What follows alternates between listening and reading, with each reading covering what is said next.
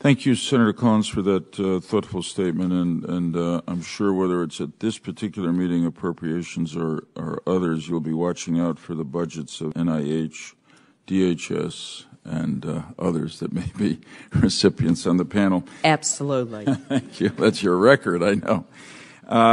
Our first witness is Dr. Anthony Fauci, really a national hero, at least a hero of mine. And I'm sure others, Director of the National Institute of Allergy and Infectious Diseases at NIH. I really appreciate that you're here today, and we look forward to your testimony now. Thank you very much, Mr. Chairman. Senator Collins, thank you for the opportunity to testify today on the NIH mission of performing biomedical research for the purpose of preparing for and responding to naturally emerging and re-emerging infectious diseases and the relationship of this type of research to biological security. As you mentioned in your statement, the issue at hand is the ongoing threat of the emergence of an H5N1 pandemic influenza and the research that was supported by the NIH to address this threat. The conduct and publication of the results of such research in the form of the two manuscripts that you mentioned has focused considerable public attention on the issue of dual-use research, namely research that is directed at providing new information critical to the public health, but at the same time has the potential for malevolent applications. My written testimony is submitted for the record, and in my few minutes of time, I will highlight just a few important aspects of this issue. First, the public health challenge. Seasonal influenza is an ongoing threat to public health worldwide and is among the leading global causes of death due to infectious diseases. Each year, influenza causes more than 200,000 hospitalizations and up to 49,000 deaths in the United States and up to 500,000 deaths globally. Yet influenza has animal reservoirs, especially in birds, and these viruses can undergo extensive genetic changes and jump species, resulting in an influenza virus to which humans are highly vulnerable. Such an event can, and historically has, led to global disasters, such as the one you mentioned, the prime example being the 1918 global influenza pandemic that killed up to 100 million people worldwide and caused enormous social and economic disruption. There is a clear and present danger that we will have another pandemic, since these viruses continue to circulate in the world and are constantly evolving towards pandemic capability, as we have seen in 1957, 68, and 2009. Over the last decade, a highly pathogenic H5N1 influenza has emerged among chickens. Rarely, the virus spreads to humans.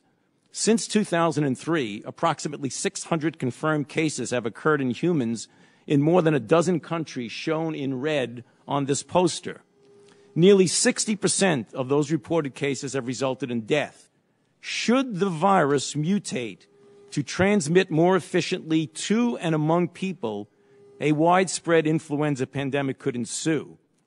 Indeed, nature itself is the most dangerous bioterrorist, and even as we meet today, H5N1 and other influenza viruses are naturally mutating and changing with the potential of a catastrophic pandemic.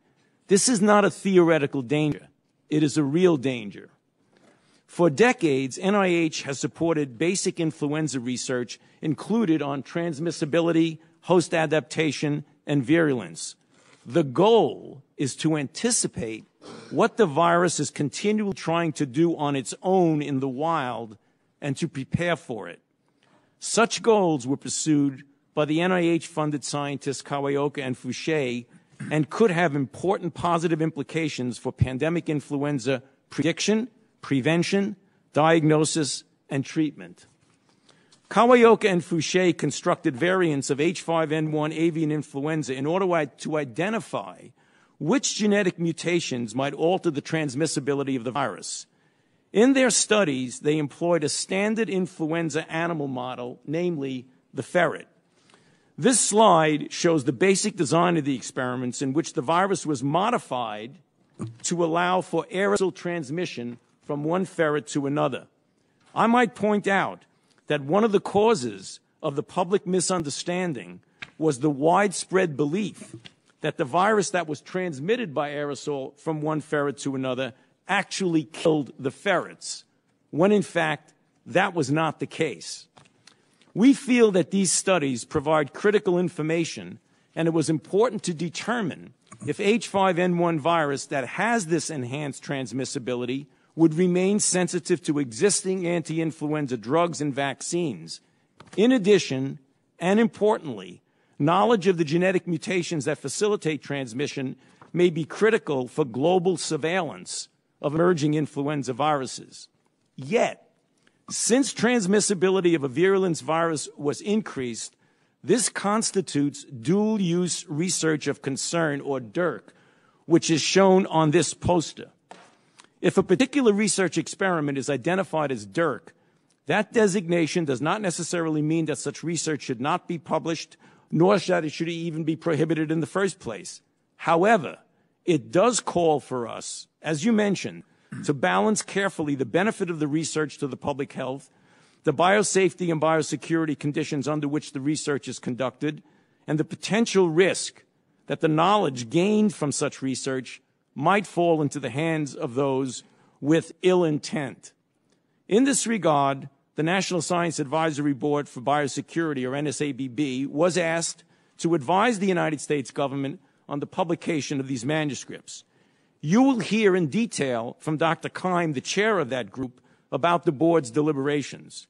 Importantly, the public attention and concern generated by this issue has triggered a voluntary moratorium or pause on this type of research on the part of the influenza research community, as well as a fresh look at how the U.S. government handles DIRC as manifested by a formalization of a government-wide policy to address the issue. This policy, which was released on March 29th, strengthens and formalizes ongoing efforts in DIRC oversight and is described in my written testimony. The ultimate goal of the NIH in its embrace of this new policy is to ensure that the conduct and communication of research in this area remain transparent and open at the same time as the risk-benefit ratio of such research clearly tips towards benefiting society. The public, which has a stake in the risks as well as in the benefits of such research, deserves a rational and transparent explanation of how these decisions are made. The upcoming dialogue related to this policy certainly will be informative and hopefully productive in its goal of benefiting the public with the fruits of such research while ameliorating the associated risks. Thank you. Thanks very much, Dr. Fauci. That was an excellent introduction to the topic, and I look forward to asking you some questions.